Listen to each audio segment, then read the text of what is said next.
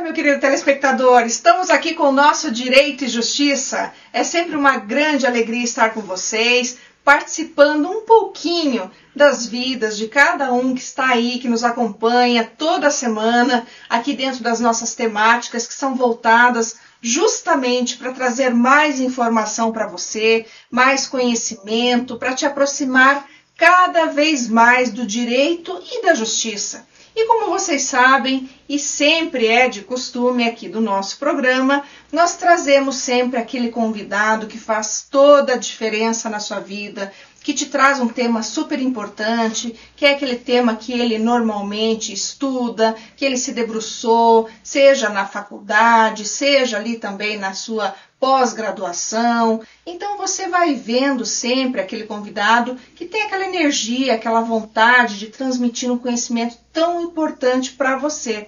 Mas como você sabe, a gente sempre faz um suspense e revela somente após o nosso primeiro intervalo. O que eu posso dizer para você aqui, dando um spoiler, é que nós vamos falar aqui da mulher no mundo do trabalho. Olha só, então eu não poderia trazer ninguém menos do que a convidada que vem hoje para falar, que é super especialista, super dedicada ao tema, inclusive doutora nesta área específica, o direito do trabalho, uma grande professora, um grande nome, não só em Curitiba, mas também no nosso estado e também, claro, no país inteiro, porque um grande nome como esse, né, corre por aí e todo mundo sabe quem é, né? Tem livros lançados e você vai ver, mas espera um pouquinho aí que eu já digo quem é essa maravilha que está aqui com a gente hoje.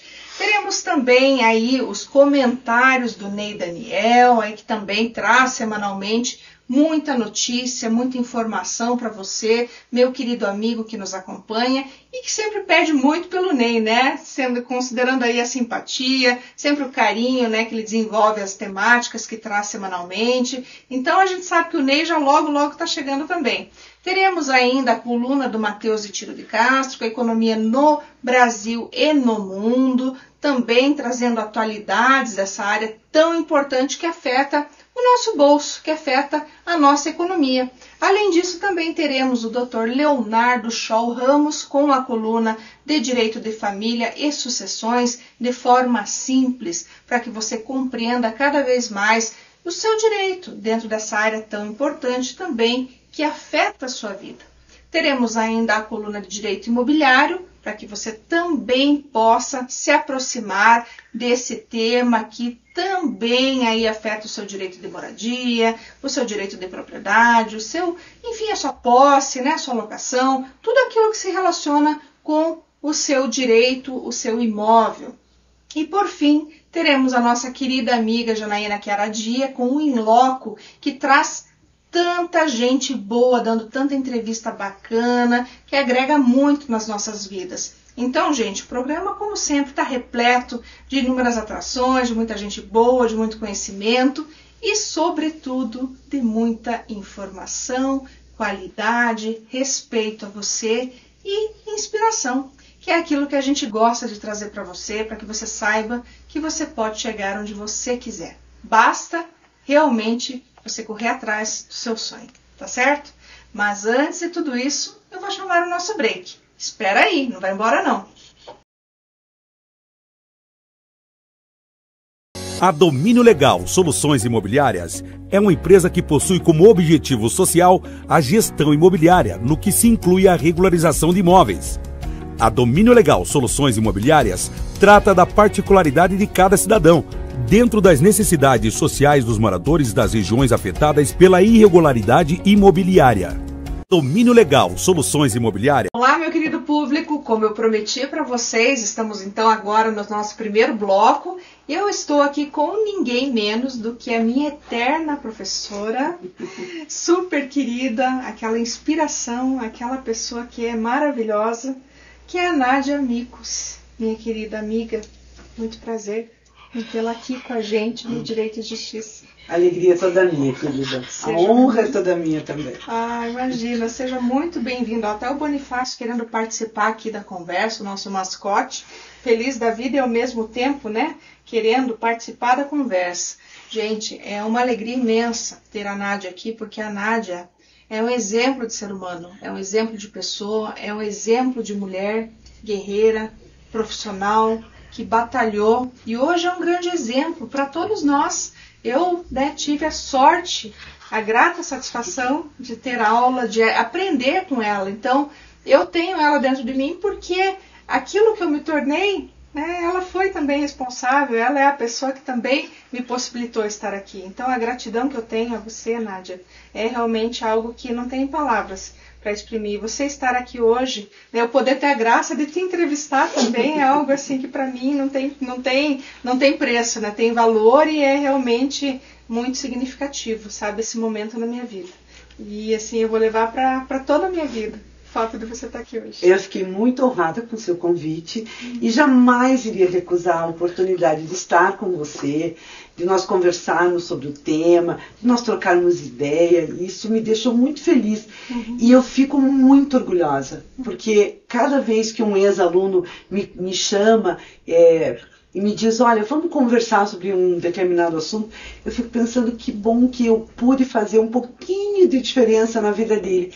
E quando você me fala, eu fico super emocionada, porque a gente não tem a dimensão do espaço que a gente ocupa na vida do aluno, Então, eu estou muito emocionada mesmo e muito grata por estar aqui com você. Muito obrigada pelo carinho, querida. Imagina, Nádia, você é uma pessoa ímpar, Porque, como eu falo, as pessoas, elas têm aquele papel fundamental na vida da gente, As situações vão se modificando, A vida da gente muda, a gente vai tendo várias experiências, mas aquilo que faz bem para o nosso coração, para a nossa alma, permanece intacto. Então, pode passar o tempo que for, Já faz mais de 15 anos, ou até talvez um pouco mais, e parece que nada muda. O tempo passa, as coisas acontecem, a vida da gente muda completamente, mas quando a gente se encontra, o carinho, o amor, como a gente estava falando, volta e você fala, meu Deus, olha só, tanta coisa que eu aprendi, essa pessoa é tão importante na minha vida, por que eu não vejo tanto quanto eu gostaria de ver, Então, assim, mas é bom que a gente resgata tudo isso e ao mesmo tempo aproveita esse momento que a gente está junto para construir mais uma história, Exatamente, mais uma recordação que nós vamos ter juntas, E é para sempre, com certeza. Exatamente, Mais um bom capítulo, uma grande recordação que vai ficar aí marcando realmente as nossas vidas, Com certeza, Sim mesmo. Então hoje eu vou então ficar aqui no papel de entrevistadora, humilde entrevistadora da minha eterna mestra, Que é, inclusive, até, eu vou só, já que a gente está falando sobre isso, de tanta alegria e com tanto orgulho, que eu falo quem a Nádia é, porque assim, além dela ser a grande professora, a grande inspiração, sempre para nós, lá no Unicuritiba, a grande amiga, que sempre estava conosco, nos apoiando, nos amparando e nos dizendo para continuar, porque não é fácil, gente. Faculdade de Direito, quem está fazendo sabe o que é, A gente sabe que são muitos livros, muitas matérias, muitas atividades, você normalmente tem que trabalhar, A vida não é fácil, A gente tem que pagar a conta muitas vezes está ali com filhos pequenos, enfim, cada um tem sua luta, Nádia? E você está lutando, e tem um professor que se coloca no seu papel, trata você com empatia e consegue reconhecer também em você, que também não é fácil muitas vezes para o professor estar ali, Todo mundo é ser humano antes de ser advogado, de ser professor, de ser, enfim, um jurista, Sim. Então, às vezes a gente faz renúncias, e muitas vezes a gente já comentou até nos bastidores, as renúncias que ninguém vê, Hoje, na era da rede social, todo mundo só vê o que é bom, o que é bonito, Mas ninguém vê muitas vezes a luta. Então isso é muito importante, porque as pessoas que lutaram, e que eu sempre tenho a alegria de trazer aqui, é justamente para inspirar você. Você que acredita que pode fazer a diferença, ou que não acredita, que muitas vezes está desmotivado pelas dificuldades inúmeras da vida, que a vida nos impõe realmente. Mas acredite que você pode fazer. E aqui está um grande exemplo, um dos maiores exemplos que eu tenho para te trazer, que é realmente a Nádia, minha eterna professora, que, como eu disse, estava comentando antes, além de professora, é uma grande advogada, advogada que é uma advogada na área trabalhista incrível. Tanto é assim que, como professora, que é também da área, como doutora em Direito, também tem, hoje, inclusive, está lá como coordenadora da especialização do Direito do Trabalho na PUC Paraná. Isso. Um grande centro, né, uma grande referência no país em ensino jurídico, né? Além disso, também ela é presidente da 14ª turma e membro titular da Câmara Especial do Tribunal de Ética da OAB Paraná. E também autora de livros, diversos livros, ou seja, uma grande jurista, uma grande mãe, uma grande esposa, uma grande professora.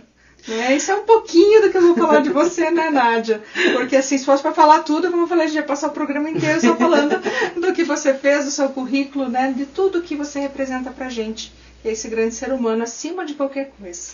E eu vou iniciar, Nádia, com uma primeira pergunta, então, que eu acho que é bastante importante aqui e já começa a desenhar tudo aquilo que a gente vai falar durante o nosso programa, que é sobre justamente, né, a questão do ingresso da mulher e referindo-se a essa conquista, que é justamente a possibilidade dela estar trabalhando, né, e os impactos dessa conquista. É uma conquista? Não é uma conquista? Como que estamos, Nádia? Bom, do meu ponto de vista, o ingresso da mulher no mercado de trabalho não foi exatamente uma conquista, né? A manutenção dela e a sobrevivência dela no mundo do trabalho, sem dúvida, é resultado de uma conquista. Mas o ingresso dela não se deu assim dessa forma romantizada, dessa forma espetaculosa, né, que gostam de demonstrar. Na verdade, a mulher já trabalhava em casa, sempre trabalhou, e exercia algumas funções artesanais, porque ela tem essa habilidade naturalmente, fisiologicamente. E aí, quando os homens foram para a guerra, todos os homens foram para a guerra, alguém tinha que ficar nas fábricas. Como as fábricas já dispunham das máquinas, ou seja, a força física, uma característica específica dos homens, não era mais necessária, porque as máquinas estavam fazendo esse trabalho de força, as mulheres se adaptaram, né? Elas foram cooptadas para o mundo do trabalho. Mas estar no lugar dos homens nas fábricas não significou dizer que a elas foi dado o mesmo valor econômico ao seu trabalho. Elas tinham jornadas de trabalho exaustivas. Qualquer um que vai estudar a história do direito do trabalho vai se defrontar com isso. Elas recebiam muito menos, porque os empregadores da época entendiam que não havia necessidade de remunerar adequadamente. Afinal de contas, era uma força de trabalho substituta. Então, não houve um ingresso de conquista, né? Mas, de certa forma, foi a nossa porta de entrada. E como nós somos daquelas que, quando entramos, só saímos de lá depois que a casa está arrumada, então, a partir daí, a gente começou a fazer diversos movimentos para que este trabalho fosse reconhecido. Hoje em dia, Débora, a gente está caminhando numa estrada que tem um final, eu espero, do fundo do coração. Você veja só a dificuldade que é, e ao mesmo tempo a mulher realmente querendo ter o seu espaço e sendo muito capaz de conseguir conquistar. Então, Nádia, eu acho que assim, a gente está evoluindo, né? Tem muita coisa boa aí, muitas conquistas já alcançadas, mas fato é que nós precisamos ainda ter muita coisa para melhorar aí, né? Muita coisa para ser realmente alcançada. Mas, gente, acho que a gente tem que agora chamar o Ney, que o Ney está querendo dar as notícias dele. Depois a gente volta aqui com a Nádia para continuar nessa conversa falando sobre esse tema que é tão importante da mulher nesse espaço que é o mercado de trabalho. Vamos lá, Ney?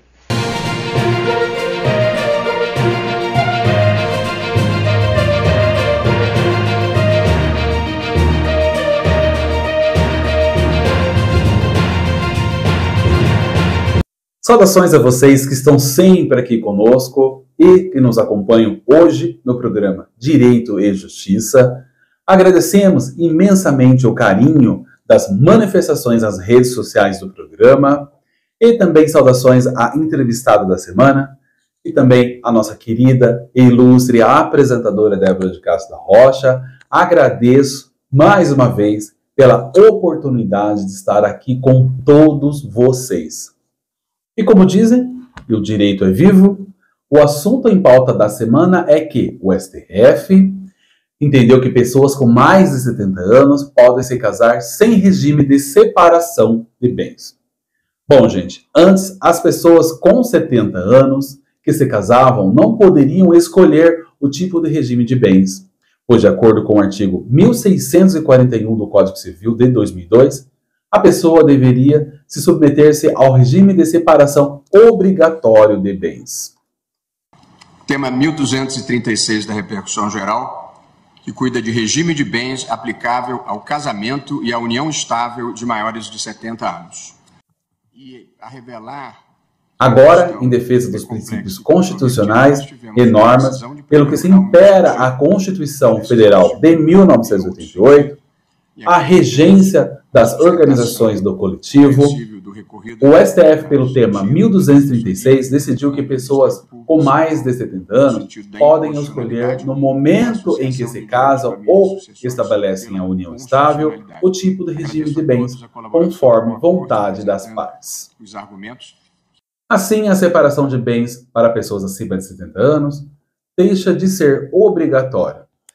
Bom, gente, agradecemos novamente aí a audiência dada ao programa Direito e Justiça. E quer saber de mais? Então acompanhe o programa através das suas redes sociais ou pelo canal do YouTube. Domínio Legal, soluções imobiliárias.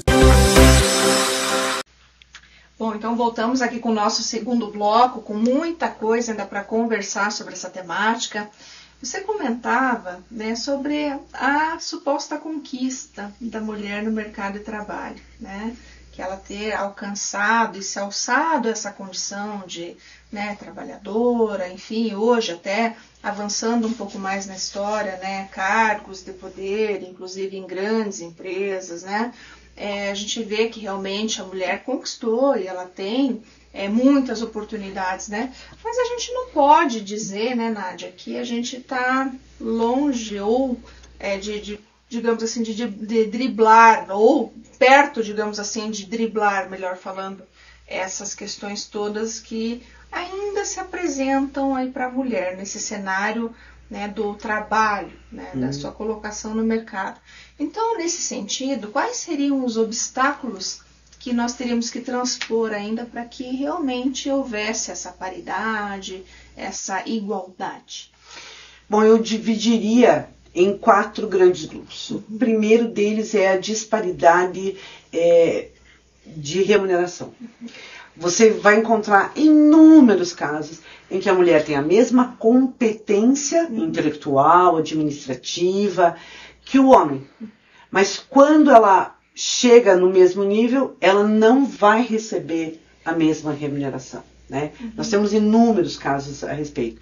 E os índices mostram que, em média, as mulheres ganham de 20% a 38% menos que os homens, ainda que exerçam as mesmas funções. Ainda que as mulheres sejam chamadas para substituí-los. Essa é uma grande dificuldade cultural empresarial que nós temos no Brasil. A segunda dificuldade é exatamente a mulher chegar neste lugar. Mesmo que ela tenha qualificação, ela dificilmente chega a cargos de chefia e de direção, né? E às vezes quando ela chega, Débora, ela se masculiniza. Então vou colocar entre aspas esse termo para não parecer tão pejorativo. Ela toma o lugar de ação do homem, porque assim é o modo que ela vai sobreviver no mundo corporativo. Então é muito difícil para ela chegar. Esses tempos a gente estava lendo um estudo da Fortune que dizia só 10% das mulheres chegam a cargos de CEO. No Brasil esse índice é 18%. É muito pouco. Nós temos muitas mulheres altamente capacitadas, né? E a gente vai ver isso também, por exemplo, no Poder Judiciário. O nosso Estado aqui, o Tribunal de Justiça, nunca foi comandado por uma mulher. O Tribunal Regional do Trabalho, sim, mas o Tribunal de Justiça nunca. O Tribunal Regional Eleitoral foi comandado uma vez pela desembargadora Regina Helena Portes. Então, já teve no seu histórico uma presidente. Mas vamos olhar os ministros, né? 76% são homens. Sim. no legislativo, a mesma coisa, apesar de nós termos uma legislação que determina que há uma cota, os nossos estudos mostram que essa cota ela é cumprida, em grande parte, lamentavelmente, apenas para cumprir a cota. Mas não são mulheres que efetivamente botam a mão na massa ou têm liberdade para agir.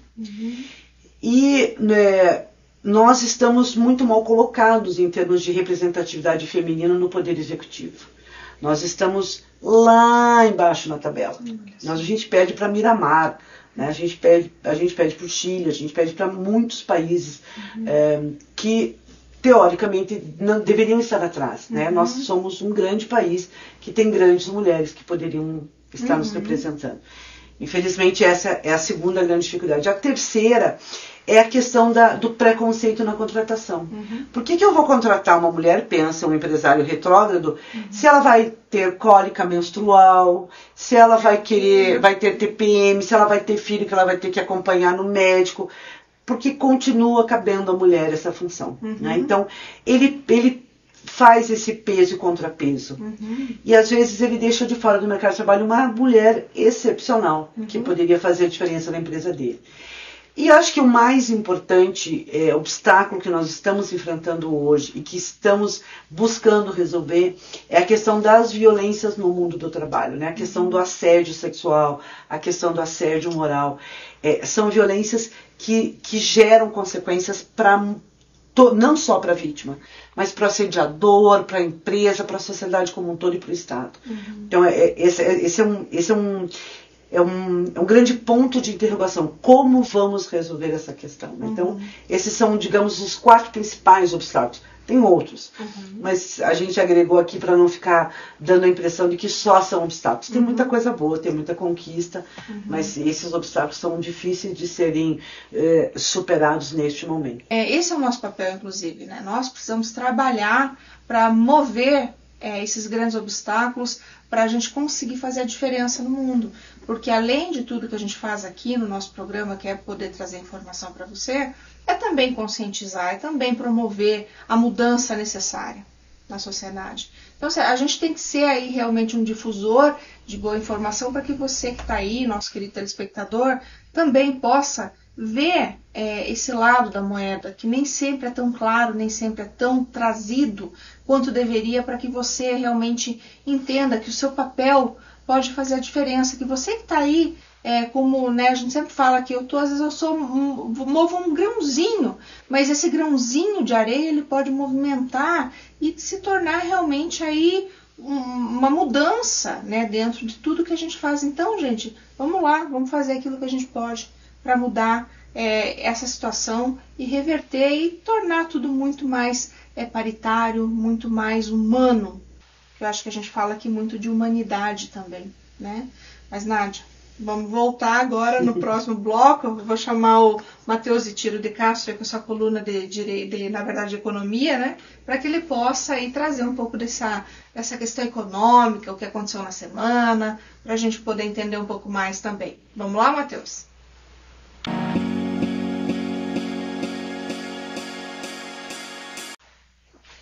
Olá, meu caro amigo telespectador, que cá está nos prestigiando mais uma vez a nossa coluna sobre a economia.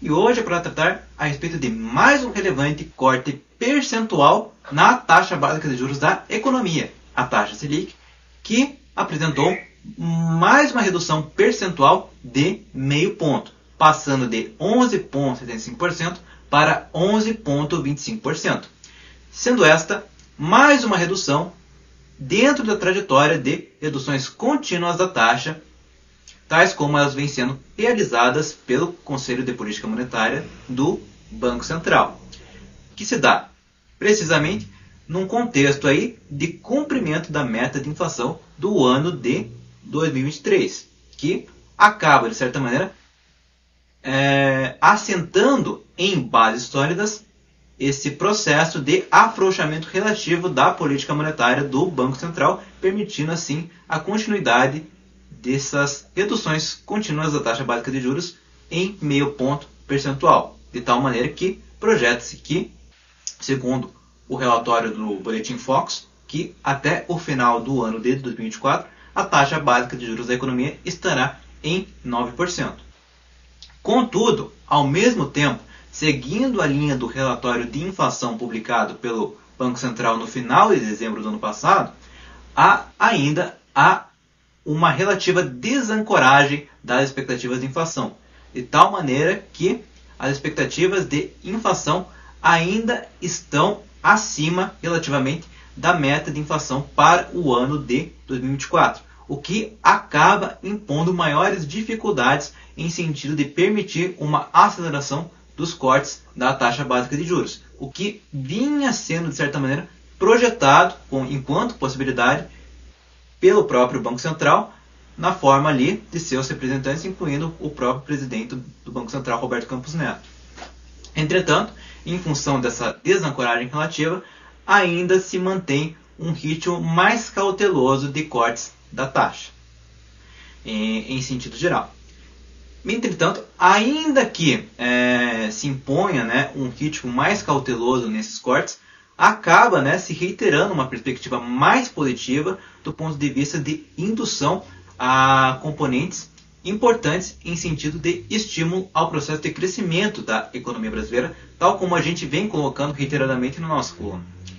E, neste caso em específico, cabe que mencionemos importantes aspectos setoriais associados a desempenhos de setores específicos da economia. E aqui a gente acaba pegando um gancho importante com a coluna de direito imobiliário, que vai no seguinte sentido, no sentido de indução ao crescimento, à atividade econômica no setor imobiliário em função dessa redução da taxa básica de juros que vem se impondo enquanto contínuo, né? O setor imobiliário acabou passando por um processo muito grande ali de expansão, principalmente no contexto da pandemia, em 2020 e 2021, apresentando, entretanto, uma redução bastante significativa do ponto de vista de sua atividade, né? Ali no ano de 2022, e passando a esboçar uma recuperação a partir do ano de 2023. Diante de importantes arranjos institucionais, né, ali em sentido de reformas que foram colocadas ali no âmbito da economia brasileira para o ano de 2023, e também tendo por base principalmente essa tendência de redução da taxa básica de juros, projeta-se que o setor imobiliário passará a ter uma indução bastante pujante a fim de recuperar os níveis de atividade econômica que vinham sendo apresentados anteriormente, pelo menos em termos relativos, ou seja, apresentando-se ali uma perspectiva de aquecimento bastante importante, que se dá justamente em função da indução ao investimento que se dá de maneira proveniente à redução das taxas de juros, ou seja, dos custos de financiamento associados ao investimento nesse setor e também em outros setores da economia. Entretanto, chama-se atenção ao setor imobiliário em função de, por exemplo, a construção civil ocupar um papel bastante importante enquanto componente do Produto Interno Bruto da economia brasileira e que acaba se impondo uma importância setorial muito significativa para esse setor, ainda mais levando-se em consideração a perspectiva de reabilitação, de crescimento induzido, recuperação, principalmente, em função desse processo que estamos vislumbrando agora enquanto tendência para a economia brasileira. Levando em consideração essas informações, eu espero ter te transmitido ali informações importantes a respeito da economia e te aguardo até a próxima semana, meu caro amigo telespectador. Um abraço e até lá!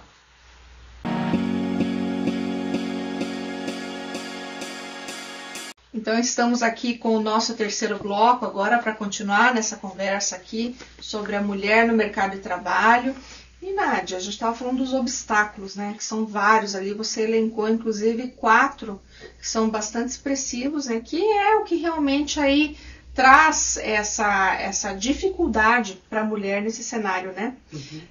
Existe atualmente no Brasil legislação que realmente busque assegurar à mulher a possibilidade dela mudar isso tudo ou protegê-la de alguma forma dessas situações que impedem ela de ter uma valorização, de ganhar mais, de, enfim, não ser assediada. Isso falando o mínimo, né? Dentro daquilo tudo que você sabe bem o que é.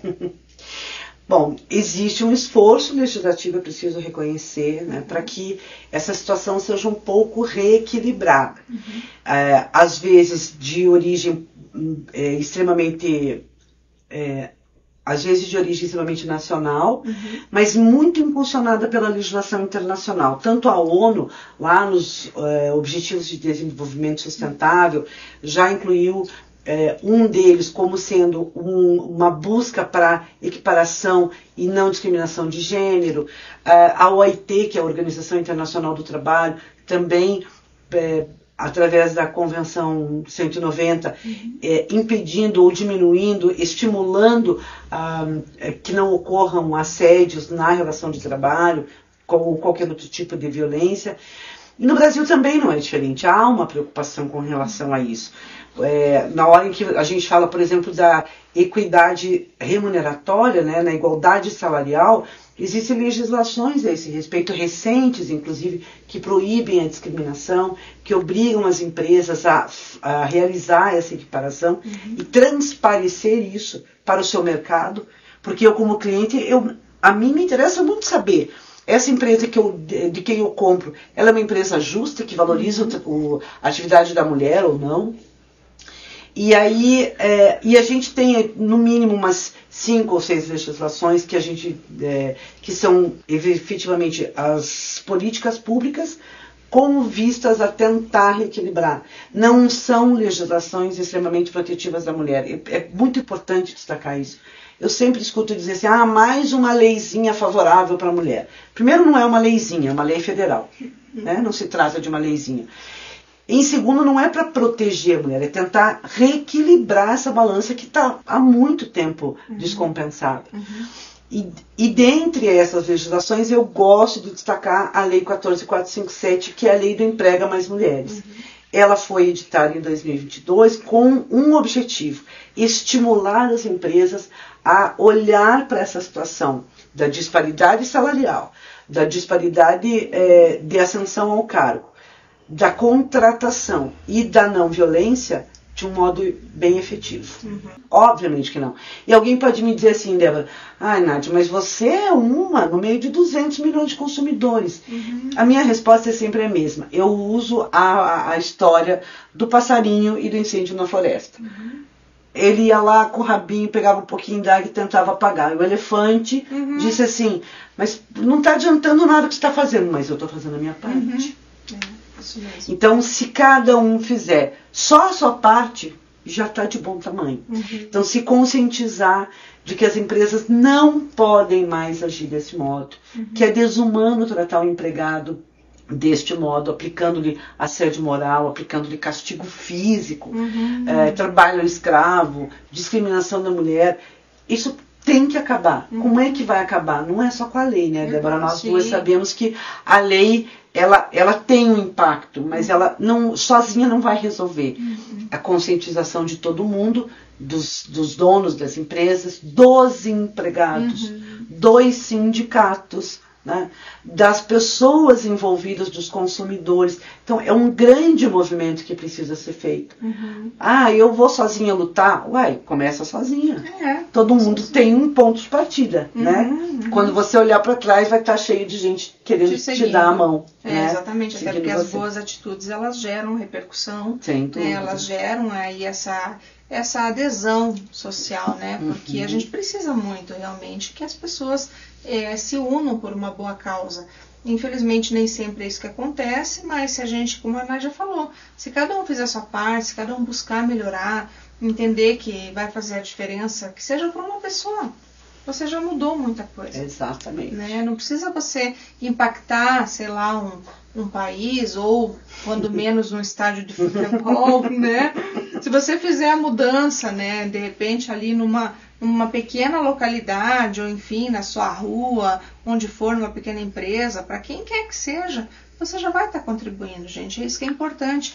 A gente já viu tantas situações assim, e isso até, a gente não precisa nem dizer que é só com mulher. Quantas vezes a gente viu situações aí vexatórias de funcionários em grandes empresas, empresas conhecidas, que passaram aí por realmente constrangimentos, e vimos as empresas sendo condenadas pelo ato, porque realmente os colegas de trabalho estavam humilhando ali o funcionário. Havia um caso esses tempos, não vou mencionar a empresa para não constranger, de um menino que acabou se urinando porque não podia ir ao banheiro. Então são situações degradantes e que realmente merecem aparecer para que você também, como a Nádia falou, você sabe como a empresa funciona, se ela respeita o funcionário ou não, então você deixa simplesmente de adquirir produtos dessa empresa, porque a empresa também tem que sentir que ela tem que contribuir, que ela tem que se adequar às normas, inclusive a questão aí de respeito, dignidade da pessoa humana, igualdade, o que for, todos somos seres humanos, é como a gente falou aqui no começo. Antes de sermos profissionais, nós somos seres humanos, e ser humano tem que ser respeitado na sua essência, no seu direito básico, naquilo que é de mais importante, a sua dignidade. Então isso deve ser sempre ressaltado, gente. Mas, olha, não é só isso, a gente tem mais ainda para conversar. Eu vou chamar agora aí o Dr. Leonardo Scholl Ramos para ver o que ele tem para nos dizer hoje sobre o direito de família e sucessões. Vamos lá, Dr. Leonardo?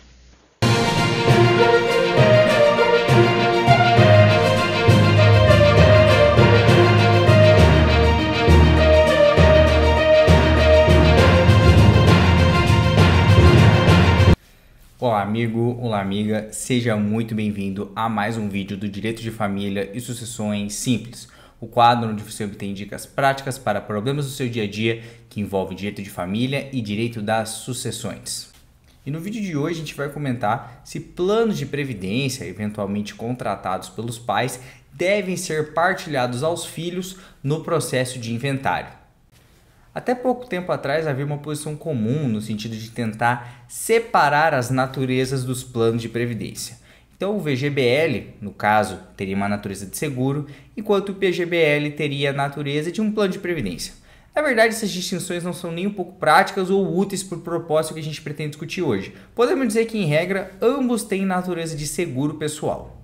Se ambos têm natureza de seguro pessoal, necessariamente não podem ser partilhados, porque seguros não compõem herança e não podem ser partilhados em inventário, porque quem contrata um seguro sempre escolhe um beneficiário. Então todo o recurso que é provido por aquele seguro será destinado ao beneficiário escolhido pela pessoa que o contratou.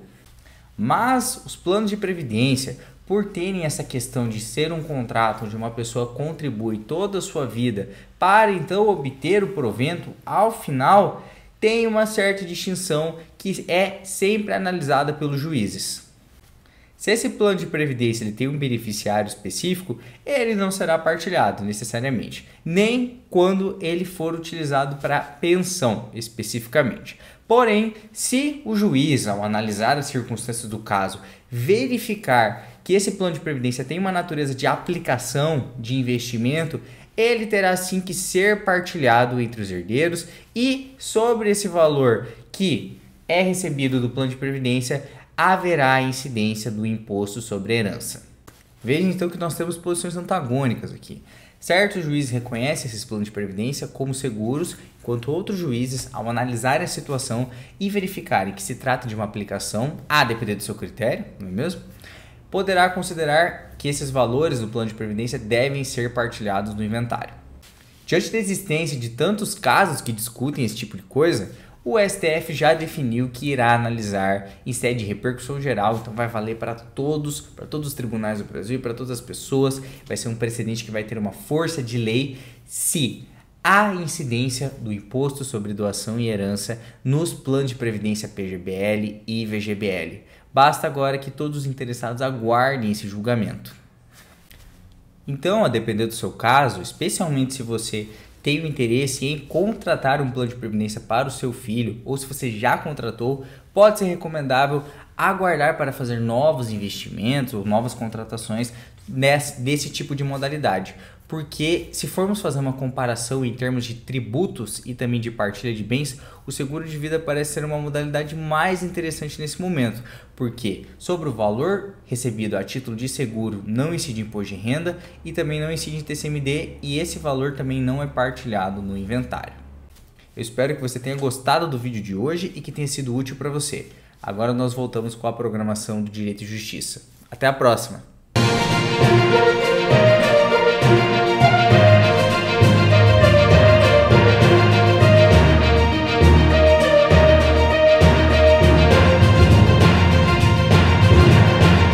Então, obrigada aí, doutor Leonardo, pelos esclarecimentos, sempre pontuais, oportunos, aí com certeza a gente aprendeu muito com você. Vamos lá então, Nádia, agora vamos para um tema que é bastante complicado, né?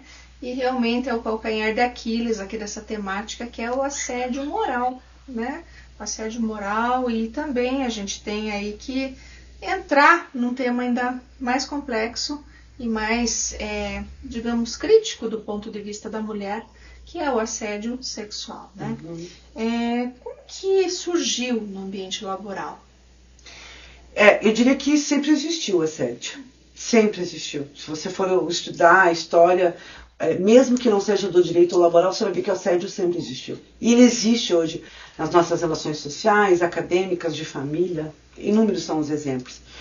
Para o direito do trabalho, ele tomou um corpo de importância a partir de 88 da Constituição, quando o dano moral que decorre do assédio, ele se tornou indenizável. Então, antes eu sofria o assédio, o dano moral, e não podia pedir indenização. Quando eu passei a poder pedir indenização, os olhares dos estudantes e dos estudiosos se voltaram para isso. E essa indenizabilidade do dano, o reconhecimento da existência do dano, Débora, ele teve uma estrada muito tortuosa, né, até chegar onde chegou hoje.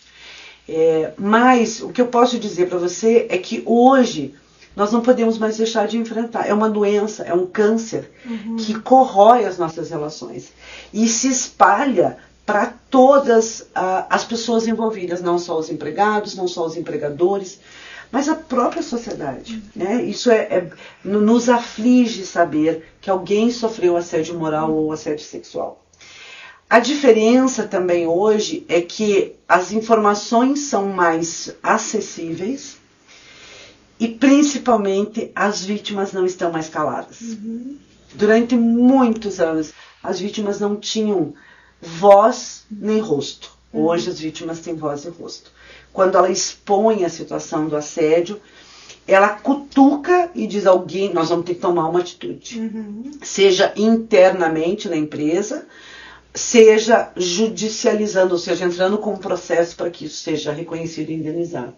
Então o assédio é efetivamente uma grave violação que ainda hoje ocorre, mas eu diria para você que nós estamos numa estrada que, se todo mundo se conscientizar, a médio prazo, a curto não, mas a médio prazo ele vai diminuir.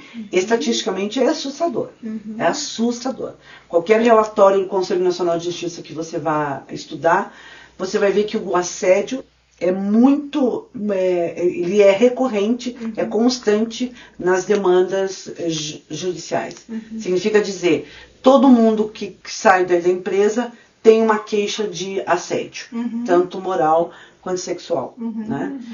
Os casos de assédio sexual são mais velados para proteção da vítima. Ninguém busca proteger o agressor, mas busca proteger a vítima. Mas o assédio moral, ele está escancarado para todo mundo. Né? Às vezes você vai, por exemplo, num restaurante e você vê o gerente tratar mal o empregado, humilhá-lo na frente de todo mundo. Levante e reclame, diga, que isso? Eu não vou mais ir jantar nesse restaurante se o senhor continuar tratando assim. Faça a sua parte também, né? Você vai dizer, não tenho nada a ver com isso, eu estou lá como consumidora. Você faz parte desse processo, né? Porque a empresa não viveria se não tivesse o consumidor. Então, isso está tão na nossa frente e a gente não está mais fechando os olhos. Eu percebo muito isso. Atualmente as pessoas se incomodam com isso, né? O que é uma grande vitória, né? É um grande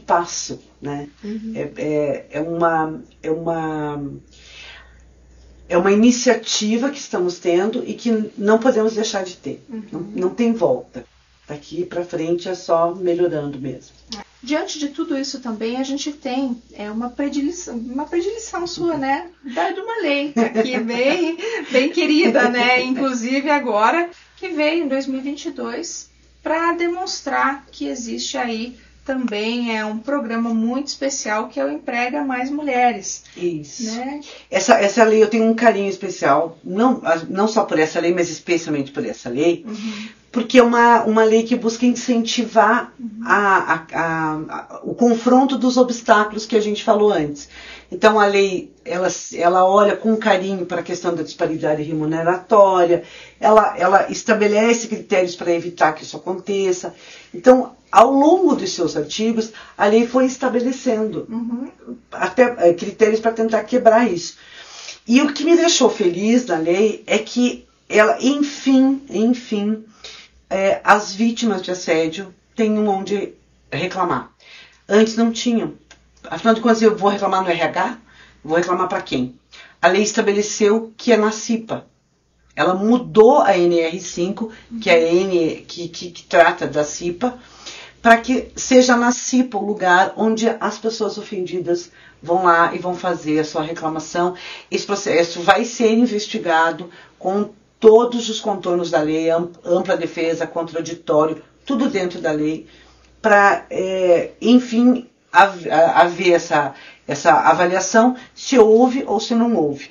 Então, isso me deixa muito feliz porque foi objeto dos meus estudos em 2018. Então, nem imaginava que isso fosse chegar ao nível de uma lei. E olha só. Me deixou muito feliz saber que deu certo. E aqui eu aproveito, então, justamente para trazer essa grande obra da Nádia, inclusive, que trata desses estudos tão importantes e tão aprofundados, que trazem aí uma lei que nem existia, né, Nádia? Você foi ali aquela pessoa visionária, né?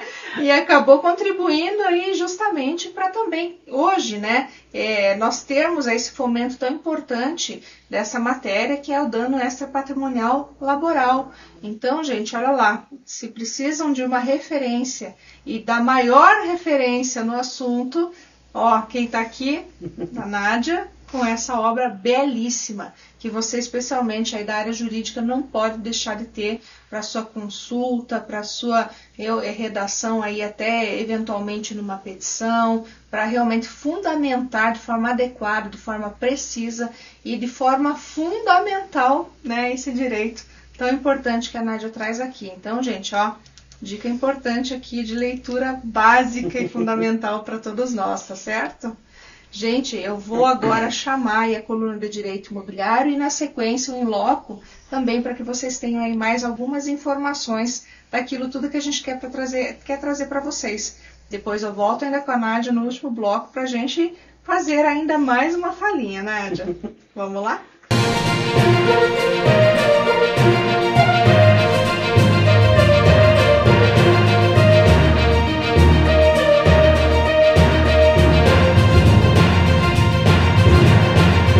Amigo, estamos aqui na nossa coluna de Direito Imobiliário, mais uma vez, para trazer uma temática muito importante para todos nós, que envolve a compra e venda de imóvel, especialmente aquele imóvel lá que você vai comprar no estande de vendas, que é aquele imóvel na planta, que a gente sempre comenta aqui na nossa coluna. Nesse caso, envolve um problema havido entre corretores em razão da apresentação de imóvel para um determinado cliente. Ou seja, um dos corretores que apresentou um imóvel a um cliente se sentiu no direito de cobrar pela comissão de corretagem, ou seja, pela intermediação do negócio, porque ele não teria recebido o valor daquele cliente, apesar do cliente ter adquirido uma unidade naquele empreendimento. Mas vejam que, apesar deste corretor ter ajuizado a ação para pleitear, exigir o pagamento da sua comissão, não foi isso que ele obteve, porque a ação foi julgada improcedente. Aí você pode me perguntar, mas por que, Débora? Porque se ele apresentou o imóvel, como que a ação foi julgada improcedente? Foi pelo seguinte motivo, porque muito embora ele tenha apresentado esse imóvel àquele cliente, o imóvel adquirido na unidade não foi necessariamente aquele imóvel apresentado, mesmo porque à época da visitação aquele imóvel sequer existia ainda. Então, nesse caso, esse foi o primeiro ponto de análise do juiz. Mas tem um outro ponto aqui que é de fundamental importância para todos nós, que é o fato de o corretor efetivamente trabalhar para que a venda aconteça, a compra e venda aconteça, para que o negócio seja efetivamente celebrado. Porque este corretor que entrou com a ação pedindo essa indenização, ou seja, o pagamento correspondente à sua comissão, não contribuiu para o fechamento daquela venda, para a celebração daquele negócio. Quem o fez foi um outro corretor que sim, aí contribuiu, levou, fez a visitação, também ali trabalhou com a documentação necessária para que aqueles adquirentes, compradores, efetivamente comprassem aquela unidade, ou seja, fez o seu trabalho de acordo com aquilo que a gente espera, de acordo com aquilo que está, inclusive, na nossa legislação. Tanto foi que ele sim recebeu o valor correspondente ao trabalho que ele realizou. Então, nesse sentido, a decisão no processo foi proferida levando em consideração o trabalho que foi desenvolvido pelo corretor que contribuiu necessariamente para que o negócio fosse celebrado. Então, nesse sentido, gente, o que a gente tem que pensar, né? Muitos contratos aí estão já contemplando a possibilidade de que o corretor, no caso, vai receber pela sua intermediação. Mas qual seria essa intermediação? O que consta nesse trabalho de intermediação? Então, a gente sempre tem que pensar que o trabalho, essa aproximação, né, ela tem que ser muito mais do que uma mera aproximação entre vendedor e comprador. Não é simplesmente estou apresentando, eu sou o corretor do imóvel, estou aqui apresentando você, vendedor, para o comprador e vice-versa, né, ou o comprador ao vendedor. É muito mais do que isso, né? Aqui, pelo que a gente depreende dessa decisão, há necessidade do trabalho efetivo, né, ser realizado, de ter aquele corretor trabalhado para que aquele negócio fosse então realizado, para que aquela compra e venda acontecesse.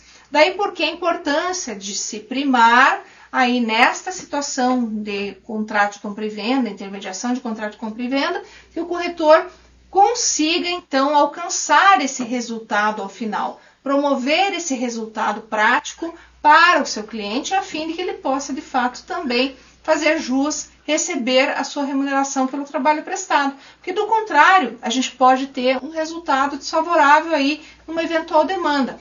Por isso que nós temos que nos atentar a essas questões. Isso inclusive é um importante precedente judicial. Foi uma decisão proferida lá, 24ª vara lá do Foro Central de São Paulo. Então, se essa decisão for realmente utilizada como um precedente aí no país, pode ser que a gente tenha aí situações sendo decididas da mesma forma em outros processos. Então, gente, o que fica aqui para nós não vale apenas a aproximação, não vale apenas dizer que trouxe o cliente, mas, sobretudo, vale dizer que você trabalhou e que o seu trabalho culminou, então, na celebração desse negócio, na compra e venda que realmente aconteceu. Porque, do contrário, a gente pode ter um revés aí que nos prejudica, acarreta em sucumbência, depender aí do valor que for perseguido no processo. Então, tem toda uma consequência que pode ser muito bem afastada se você conhece o seu direito, em especial aqui, esse direito tão importante que envolve a área imobiliária e aqui a compra e venda de imóveis e a atividade do corretor. Tá certo, pessoal? Então, sendo isso que eu tinha para trazer para vocês, me despeço na certeza de que pude aproximá-los um pouco mais do direito imobiliário, em especial aqui dessa situação tão importante que é experimentada no nosso dia a dia aí na compra e venda de imóveis. Um grande abraço e até a próxima!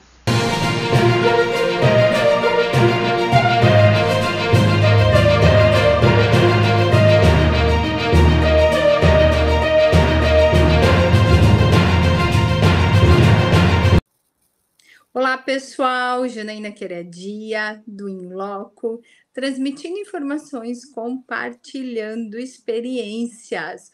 Hoje uma live especial, daquelas que nós estamos fazendo costumeiramente nas quartas-feiras às 20h30. Um amigo muito especial também, Fábio Diniz de Souza, eu já vou apresentar para vocês. Um amigo que a docência me trouxe, né? Foi meu aluno, mas assim, foi um aluno da graduação de Direito. Só que o Fábio, ele tem um conteúdo muito interessante, razão pela qual, né, nos convidamos e ele aceitou de prontidão vir aqui conversar conosco. Fábio, quero te agradecer imensamente, em primeiro lugar, por você ter disponibilizado o teu tempo, o teu estudo tão precioso a respeito do tema de hoje, que a gente já vai abordar um pouquinho. Mas antes de eu passar para o Fábio, deixa eu apresentar ele um pouquinho mais academicamente falando, né, para vocês entenderem do que se trata. Então, vamos lá. Fábio Diniz de Souza é mestre em engenharia biomédica, engenheiro eletricista, nosso acadêmico de Direito, quase formando, né, do curso de Direito da Universidade, da Faculdade de Pinhais, auditor do Tribunal de Contas da União. Obrigado, Janaína. Na realidade, assim, o privilégio e o prazer é meu, né? A gente já vem conversando, né, sobre essa possibilidade, a gente não tinha chegado antes a escolher um tema, e eu propus a Janaína, quando ela me convidou para participar, o tema que eu abordei nesse artigo que eu escrevi com meu amigo, né, foi meu chefe, é meu mentor na carreira de auditor do TCU, Sérgio da Silva Mendes, né? Infelizmente, a Janaína, ele e eu conversamos sobre uma possível apresentação no Inloco dele também, ainda não houve a oportunidade. Ele é uma pessoa muito atarefada, inclusive ele está ou estava por esses dias em João Pessoa ministrando uma palestra, né? Então ele é muito requisitado, certo? Então eu, humildemente, assim, não sou doutor em Direito, que Sérgio Mendes é, né? Mas serei advogado, se Deus quiser, no ano que vem. Estou concluindo, como a Janaína comentou, a faculdade de Direito, estou terminando o 8º período, vou concluir a faculdade, né, no ano que vem, né, em 2024. Meu TCC será sobre o Tribunal de Contas, uma outra matéria, não exatamente essa matéria da súmula 6, né? E eu vim compartilhar um pouquinho com vocês aqui do que é o Tribunal de Contas. Muita gente desconhece a natureza do Tribunal de Contas, suas competências, né? Como é que tramitam os processos lá. Eu estava comentando com a Janaína um pouquinho antes que o legado que eu quero deixar para os meus colegas da FAP... Os que estiveram aqui, eu quero agradecer imensamente. Quero dizer que as portas do Inloco estão abertas a todos, né? E aqui nós já temos algumas lives para a gente programar as datas e os horários, né, futuros, tá bom? Beijo bem grande a todos. Fábio, fique aí, não saia que nós vamos fazer as nossas discussões de bastidores. E o pessoal, aguardem que na próxima semana nós temos mais lives especiais por aqui também. Beijo a todos, até mais. Tchau, tchau. Tchau, tchau. Obrigado a todos que participaram. Bom, meu querido público, voltamos então com o nosso bloco derradeiro aqui. Infelizmente, né, a gente sempre fica triste quando está finalizando o programa, ainda mais um programa tão delicioso quanto esse, né, com uma pessoa tão incrível e tão maravilhosa, como é a palavra que ela ama, né, tudo é uma maravilha para ela e ela também é uma maravilha. E curiosamente eu falei no início, né, sem saber. É isso que te define, maravilha, né? A Nádia é uma pessoa super de bem com a vida, uma pessoa que realmente só tem energia boa, né? Quem tá perto dela sente isso de longe, né? Uma vibração super positiva, né? Super do bem e só faz bem pra gente, né? Tá com pessoas assim. Então, Nádia, assim, como eu te falei, desde o início, né, que a gente tá conversando aqui, você já sabe da minha admiração, né? Você é uma pessoa muito especial e tem uma bagagem incrível. E eu gostaria muito que você, como a gente fala muito de inspiração, tem as temáticas, né, o convidado vem e fala sobre aquilo que ele gosta, né, aquilo que é essência para ele, né. Eu queria muito que você falasse um pouquinho de você. Bom, eu diria que eu sou uma pessoa persistente, né, que nunca desisti. Existem metas que você pode colocar na sua vida. Se você colocar uma meta curta, você vai atingi-la. Se você colocar uma meta um pouco mais longa, você também pode atingi-la. Tudo depende de você. O teu infinito é você que vai estabelecer.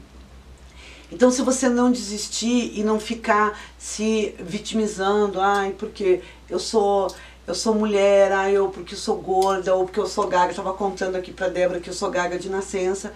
Como assim você é gaga de nascença? Eu sou gaga de nascença, gagueira não tem cura, mas hoje eu consigo conversar com as pessoas de um modo muito natural. Por que que eu fiz? Eu estabeleci uma meta, eu quero ser advogado, o direito é a minha paixão.